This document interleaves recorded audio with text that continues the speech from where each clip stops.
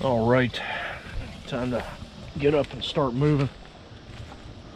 Didn't want to leave my hammock, but got to take one of those nasty bum shits down by the river. At least if all you got to do is pee, you do it in a bottle. Could definitely hydrate better. But this seems like a pretty good place to squat. This video may or may not see the light of day, but I am going to record it in all its graphic nature. Oh yeah. There's that yellow chicken ramen noodle looking shit, even though I didn't eat chicken ramen.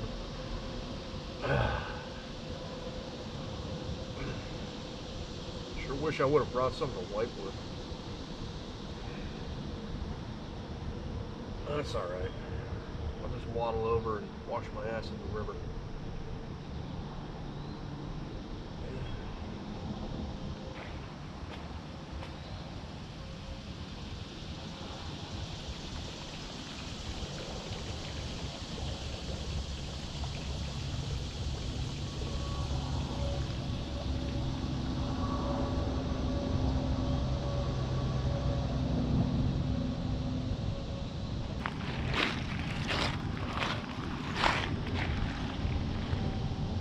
Eat up, fishies.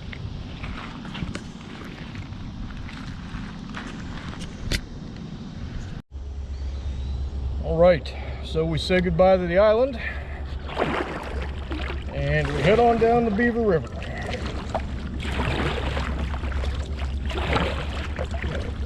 GoPro, stop recording. There's something interesting. Big old tire dump with a bunch of other junk. This here is a little piece of history. I'll get stuck on this log. Called a reel-to-reel player.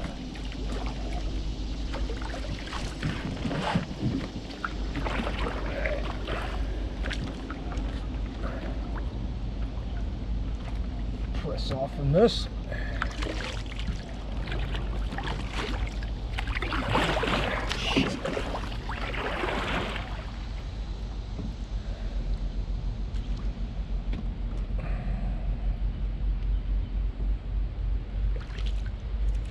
Even still got a reel on it.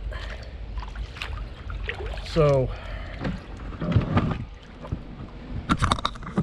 basically, let's take a look here.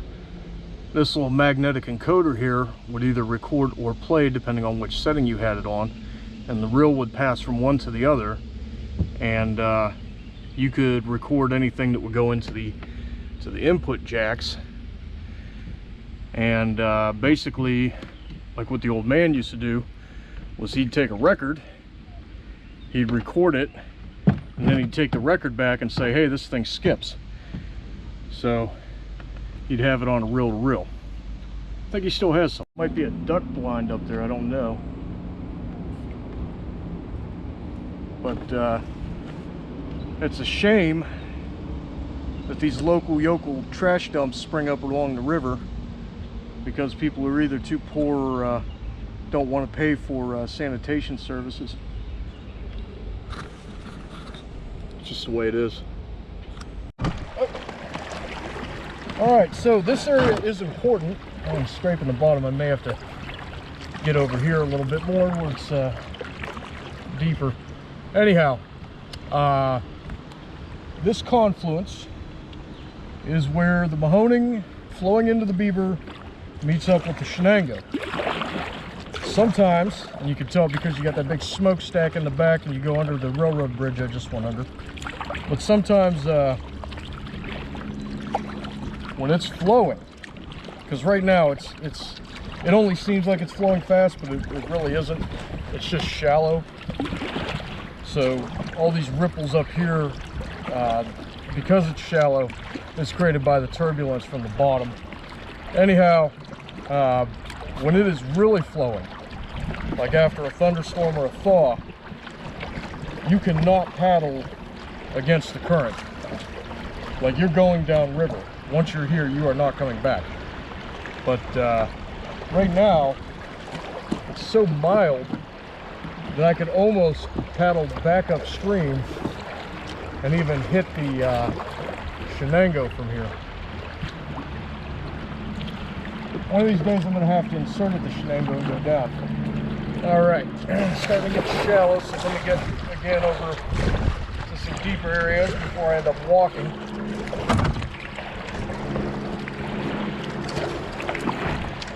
Yeah, straight from the bottom. And I think I'm going to end up walking. I might be able to get into that slip.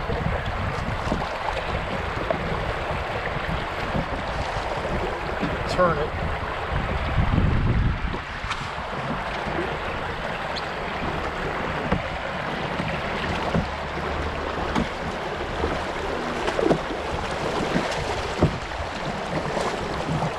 Yeah, I should have just stayed to the right instead of highlighting the Shenango.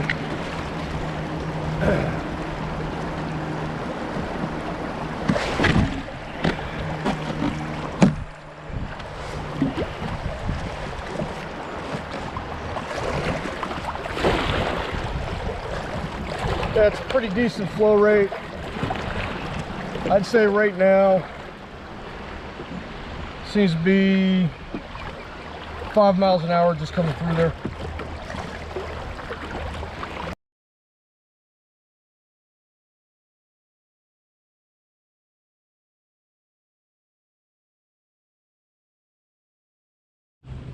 And there one is. Bald eagle. Try and get my phone out here, get a better picture.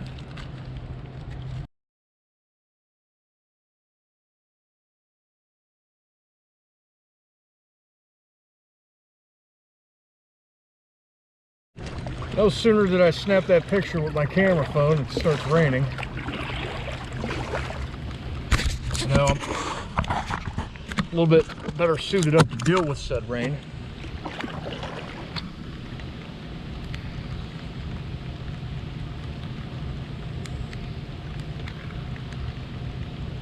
It's something I anticipated, but at the same time, I didn't put anything on the bottoms here, so even after these get wet, I will have clothes to change into, but I got to keep my top dry so I don't get a chill. Of course, if I was to get a chill, I'd just paddle a little bit harder, build up some body heat, and I'm going to be paddling anyways with a modicum of difficulty, but not too much going past this energy plant. It's actually spelled NRG, letters of the alphabet. I think it's called the Energy Production Corporation of Newcastle or some shit. I'd have to look it up on Google Maps to really get a good name on it, but long and short, it's a power production plant. You might hear gunfire off in the distance, which is typical for this area because the Lawrence County Sportsman Association is off to my right, which I want to say is southwest, and then yeah, southwest of me, my current position, and then a little bit further down the river is another gun club. I don't know which one that is. All right, paddling on.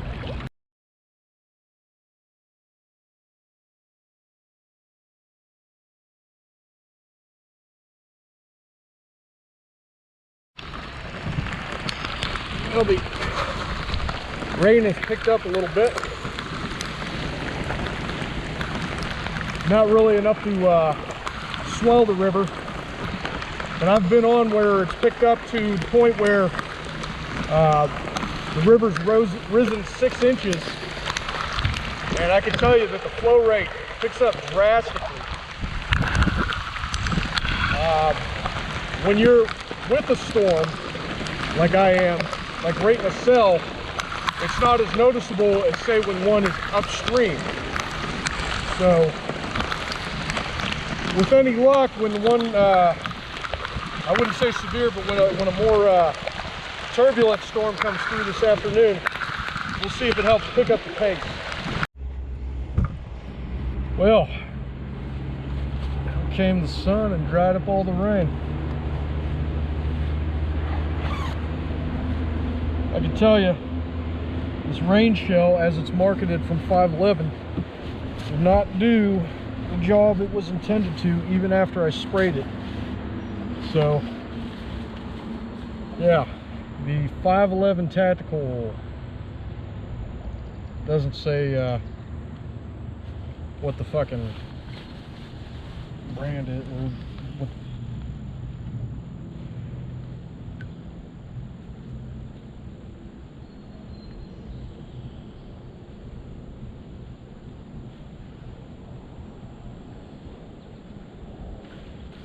Either way, it's marketed as a rain shell, and man, it does not live up to those terms. So I'd have been better off with a dollar store poncho or a trash bag turned inside out, or not turned inside out, but with armholes cut in it.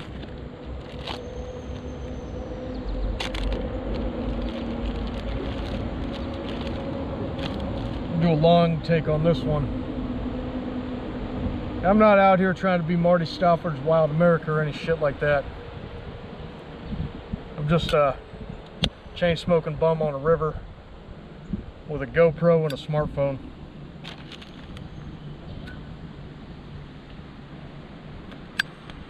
So where these videos are lacking in presentation, I can tell you that I'm not doing it for you to tune in and say, oh wow, what a good production. I'm doing it kind of as sharing with friends of mine to let them know, hey, if you got the time, come on out here and get you some of this experience. Get to see an eagle. Some of them probably have never seen an eagle in their life. You know, I've seen 4 just on this trip. I've only been able to photograph 1 really. But yeah, 20 years ago, you'd never see those, even on this stretch. But it's an experience I like to share, and if you happen to be tuning in, take it as a challenge to get out here, or get out wherever you are, and enjoy nature. Some of you have probably been pinned up from the pandemic for the last 2 years, you know, and given the recession, probably don't have a whole lot of time, or not time necessarily, or a whole lot of finances to get out there and enjoy. But if you got good credit,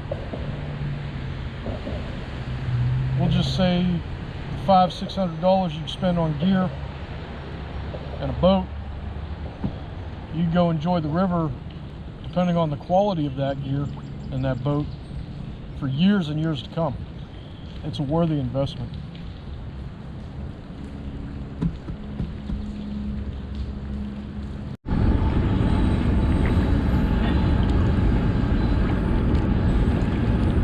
Do my eyes deceive me, or is that a CSX car with a shit ton of fucking coal loaded up?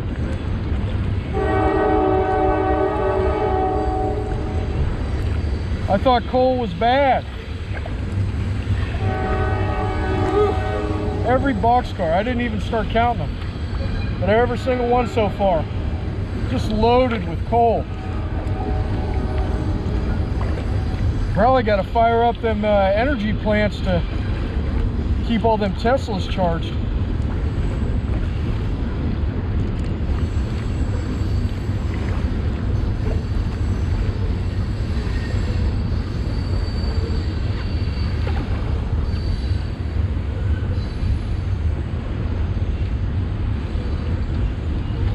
Slow it up here. See if I can't see any KFC markings for the Kentucky Freight crew. Yeah, that's all coal.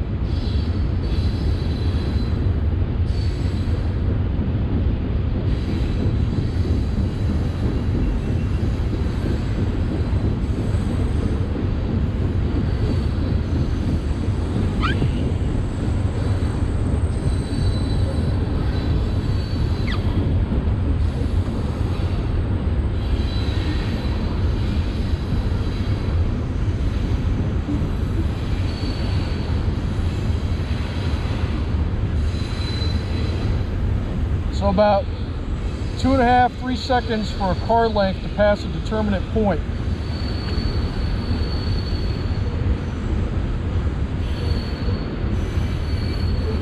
So for every minute, that's 20 cars thereabouts. And every single one so far, like I said, loaded with coal to the brim.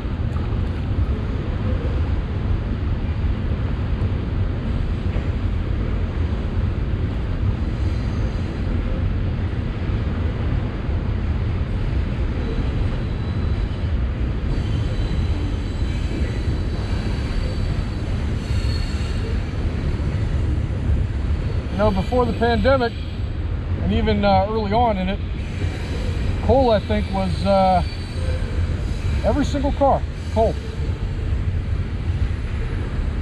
And I think coal was somewhere around $900 a ton.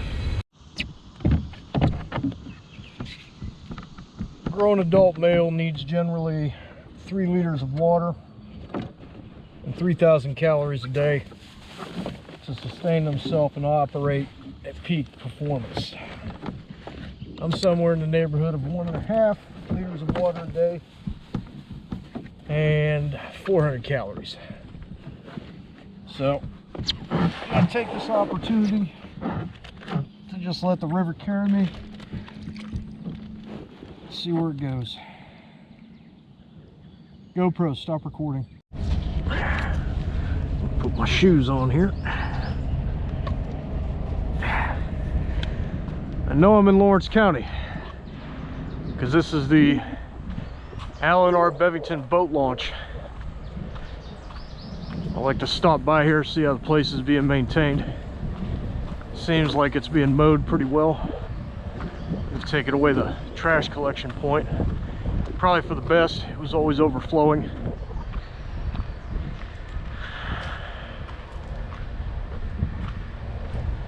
Check the memorial here. That's a big thing in PA. Young lungs at play. No smoking in recreation areas. And there's the man himself that it's dedicated to posthumously. Died in service in Iraq in 2006, September 21st thereof. Alan R. Bevington. R.I.P. artilleryman.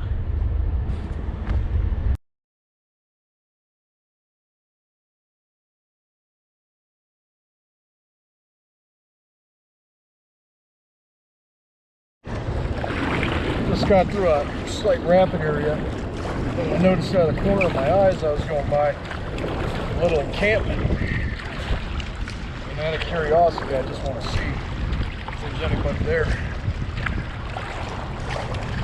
Maybe I'll offer them a can of soup or something. Share a cigarette and a story.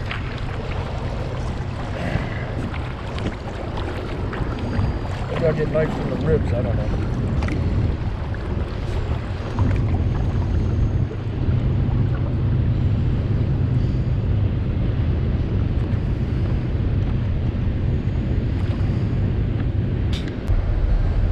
See, trail goes right up to the tracks.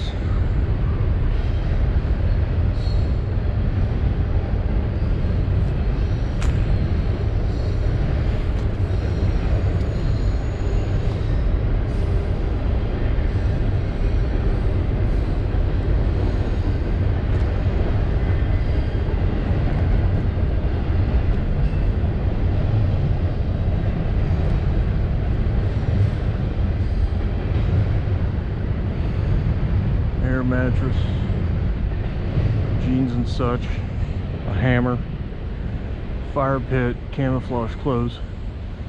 Looks pretty recently lived in, actually. So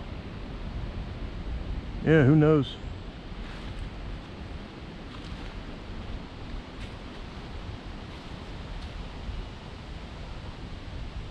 Actually looks pretty well outfitted too. Probably tramped up into town to go get provisions.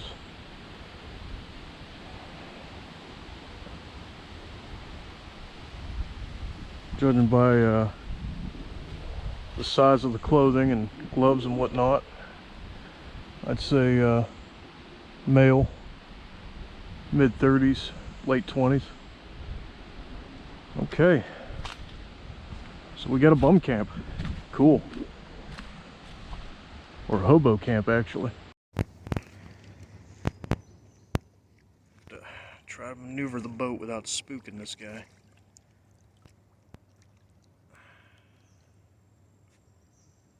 I saw this one fly in. The other one's still behind me because I saw it flying in the air. So this would be, I think, the 5th eagle I've spotted on this trip. Try to cue him up.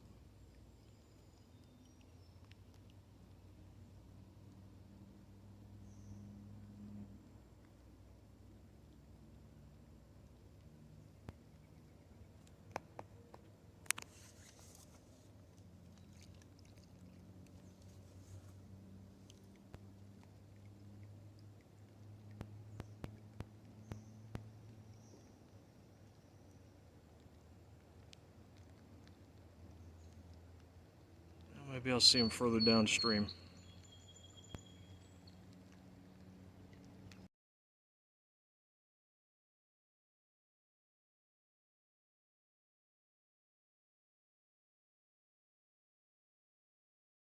Overhead, we have an eagle, a hawk, and a turkey buzzard.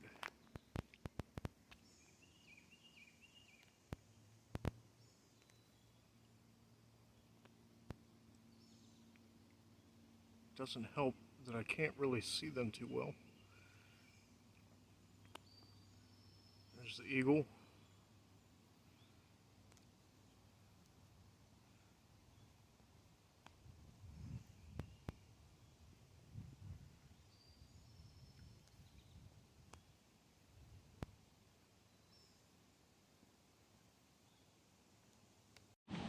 Now how in the hell did that piece of driftwood get all the way up there? It's obviously an old piece of wood that's been floating down a river. It's definitely not part of this tree. And it is 12 feet, no less than 12 feet off the surface of the water currently.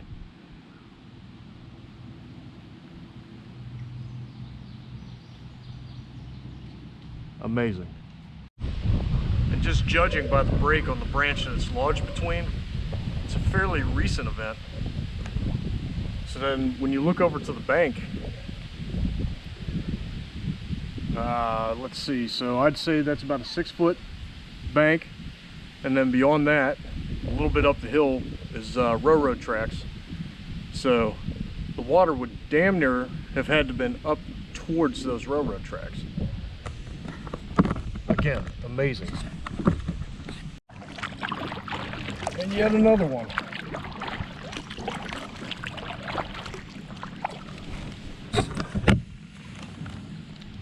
Another piece of driftwood, way high up, at least 12 feet off the surface of the water. At least. It's amazing. Well, getting kind of gassed. Low calories, low water intake. Do a map check. So I'm either gonna bivouac on this island or press on. If I press on, I'll probably stop and have a quick lunch. Just a can of chicken dumplings or chicken pot pie. I don't know yet. My sister was nice enough to get me a bunch of Marie Calendar stuff, but that was 2018, and being the ingrate I am, I haven't got into it until now, and it expires next month. So yeah, maybe I'll have that for lunch. I'm on the other side of this island. I'm scouting before I look at my map, and yet further evidence of some deluge that would have actually had to wash over this island to put these widowmakers up that high. But again, that's an easy 12 feet off the deck.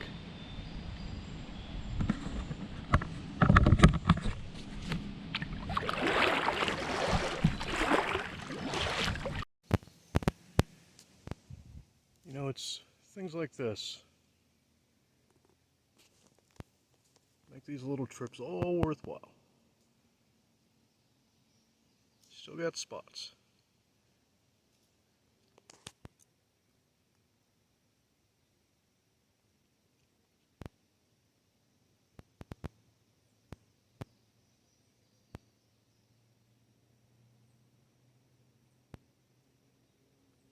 Probably gonna go down and drink by the stream. I didn't hear that thing until it was right here, which meant that it crossed through the water, came right up here, saw me, and continued on its way. You probably can't see it from here, but that's a good thing. I'm bivouacking on that island over there, so I rowed my boat across the way, climbed up this bank, stowed my boat there, paddles there, and because you can't see it, that's a good thing, like I said. Now, as far as having a waypoint goes, fuck with the dick you got. Rocks don't fall in a straight line, and spikes don't land on top of rocks like this. But that points the way for me to break off. So I'll even be able to find it at night, if need be. I do have a light, I do have a camera, a phone that has a light, but long and short of it, keep my pace count up and tramp into town and get some fresh water. This building off to the left here, that's actually a boat club.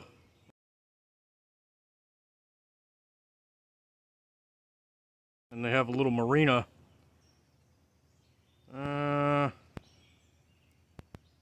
It's somewhere along there. Anyway, I've already seen people up the creek. You can see them right there. Which is why I didn't want to go up the creek. Because when the weather's like this, generally a lot of people hang out there. Sometimes you'll have guys come and drive their Jeeps down here and then go across to the other side just to prove that they spent their money on enlarging their penis without a phalloplasty. Anyhow, again, I didn't want to boat up that way because more eyes would be able to see me with my boat going up that way, and they might get curious and poke around with it. So far, the only people that have observed me, possibly those people running along the creek, which people die every fucking year there, but definitely some guys who were doing some maintenance down at the marina. But yeah, this bridge work for the railroad, it offers pretty easy travel in spite of signage to the opposite. But violators will be prosecuted, not so much. You got to get caught first. Suck it. One of those unwritten rules that somebody ought to write down is anytime you walk into town, even if it's your hometown, no matter where the fuck you're at, you always have a cigarette hanging. That way people know you're a drifter. I have actually reached Elwood City proper.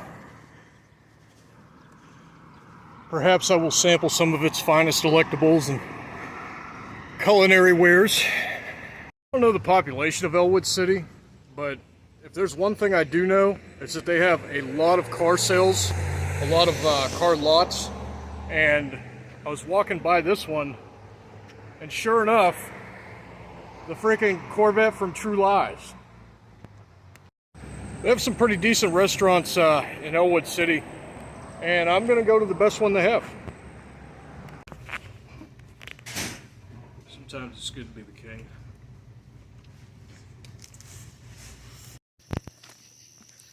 I know you can't see me, but you can hear me, you can feel me. I think I have about 100 more meters to go to my waypoint.